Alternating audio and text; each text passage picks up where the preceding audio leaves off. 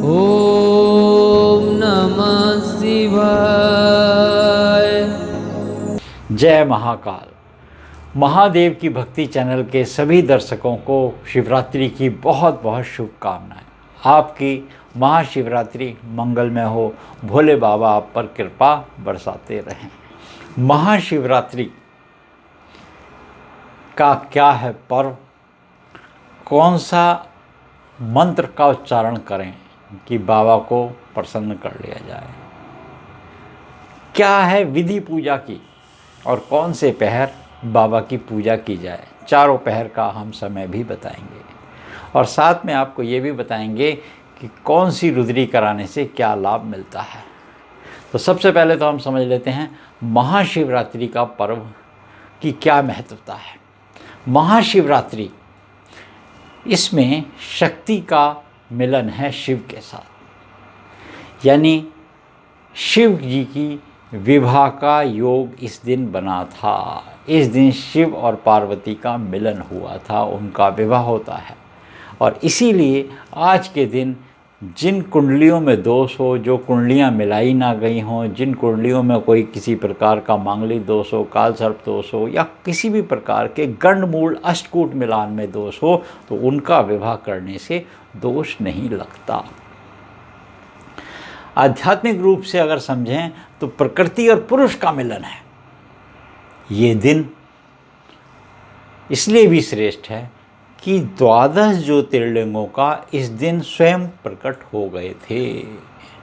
हमारे भारतवर्ष में जहाँ जहाँ 12 ज्योतिर्लिंग हैं वो इसी रात्र को प्रकट हो गए थे, साक्षात उनका प्रकट हुआ था।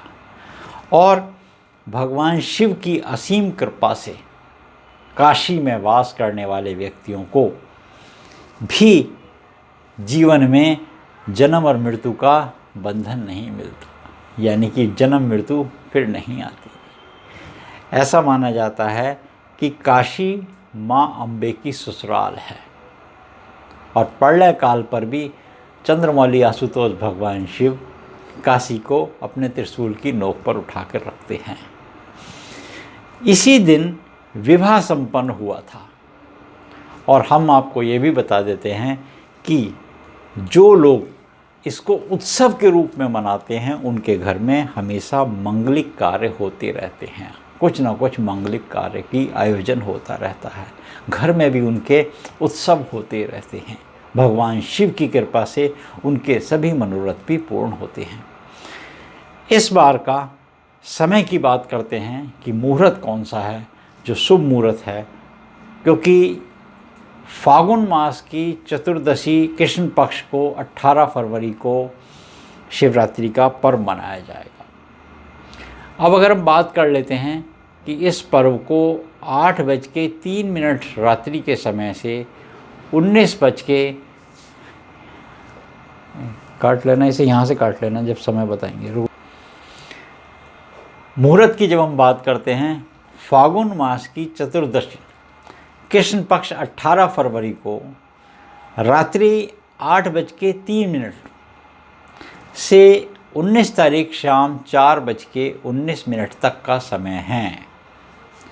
अब प्रथम पहर की बात कर लेते हैं। तो प्रथम पहर की जो पूजा है वो 18 फरवरी को शाम 6:41 से 9:47 तक का समय रहेगा। ये प्रथम पहर की पूजा है। आप प्रथम पहर की पूजा में देखते हैं कि वो भेलनी जो आती है वो बच्चों की कथा है, मेरे बच्चे भूखे हैं, इस तरह की वो कथा पूरी सुननी चाहिए।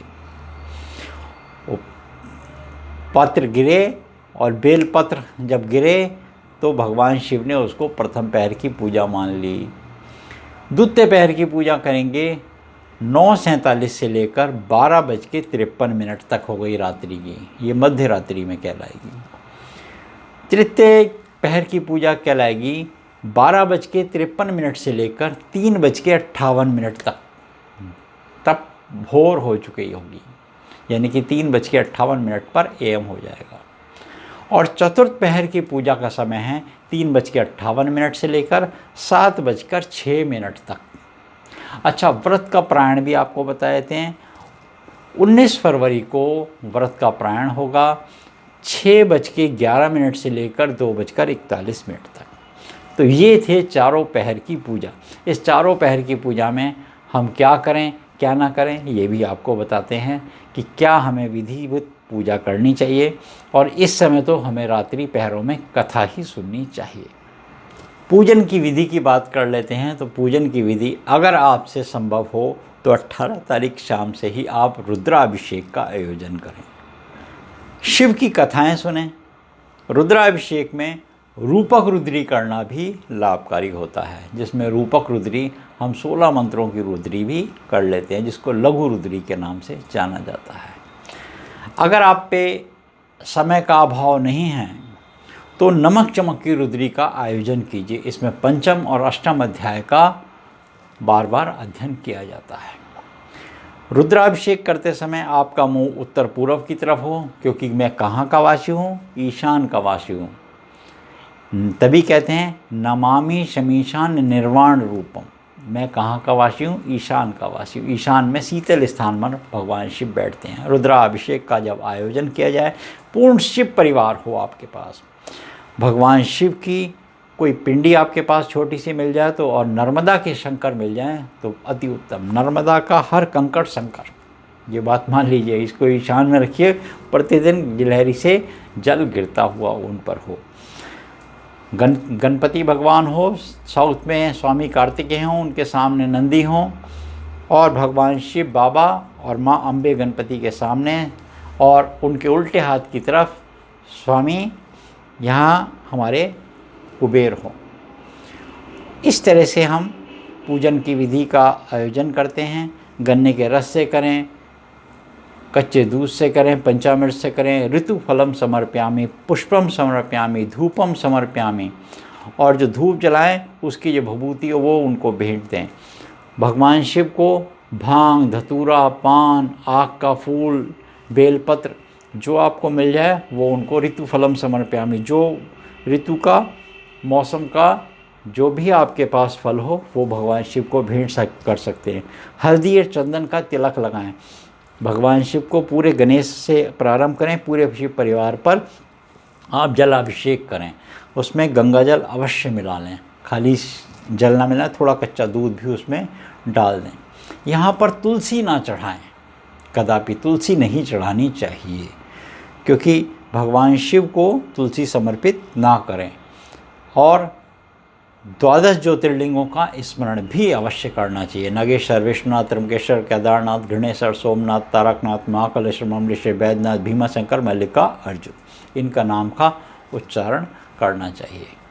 अब क्योंकि भगवान शिव का जब आप पूजन कर रहे हैं तो जो मंत्र आपको सरलता से आता है वो मंत्र करें, नहीं तो ओम नमः शिवाय करें। शिवाय शिवाय मंत्र भी उच्चारण कर सकते हैं। हर हर महादेव शंभो, काशी विश्वनाथ गंगे, काशी विश्वनाथ गंगे, हर हर महादेव शंभो, ऐसे आप उच्चारण करते रहें। मृत्युंजय महादेव त्राहिमाम शरणागतम, जन्म मृत्यु जरा रोग पीड़ितम कर्म बंधने। हे महादेव, हम संसारिक बंधनों में जकड़े हुए हैं, जन्म और मृत्यु हमारा पीछा नहीं छोड़ रही, हमें आप अपनी शरण में ले लीजिए। इस तरह की भी आप स्तुति कर सकते हैं।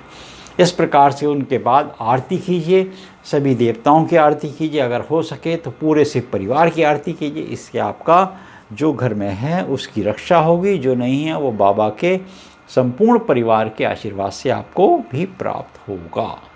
और साथ में यहाँ पर क्या करना होगा जो बहुत ज़रूरी है कि आपने ये संकल्प लेना होगा कि भगवान शिव के प्रति आपके अंदर से हर श्वास में नाम निकले। क्योंकि मनसा वाचा कर्मणा, जो लोग कर नहीं सकते, जो लोग पूजा नहीं कर सकते, जो मंदिर नहीं जा सकते, वो मानसिक रूप से भी पूजा कर सकते हैं।